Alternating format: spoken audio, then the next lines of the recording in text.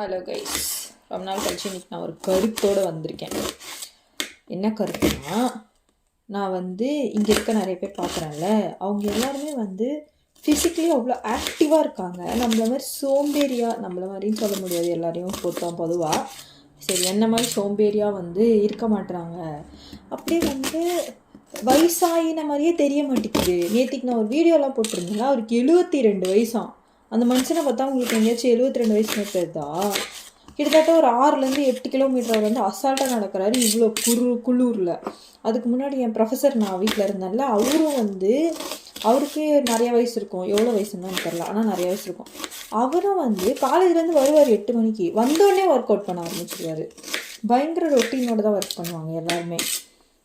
அதெல்லாம் பார்க்கும்போதே எனக்கு வா எவ்வளோ இவங்கெல்லாம் ஆக்டிவாக வாழ்கிறாங்கல்ல இந்த வாழ்க்கையை, நம்ம தான் தண்டமாடு மாதிரி இருக்கோம் போல இருக்குது அப்படின்னு சொல்லி ஒரு மோட்டிவேஷன் உண்டு. நம்மளும் எழுந்துக்கணும், சுறுசுறுப்பாக இருக்கணும், வேலை பார்க்கணும், ஸ்கெட்யூல் பண்ணணும், அப்போல்லாம் ஒரு மோட்டிவேஷனாக இருக்குது.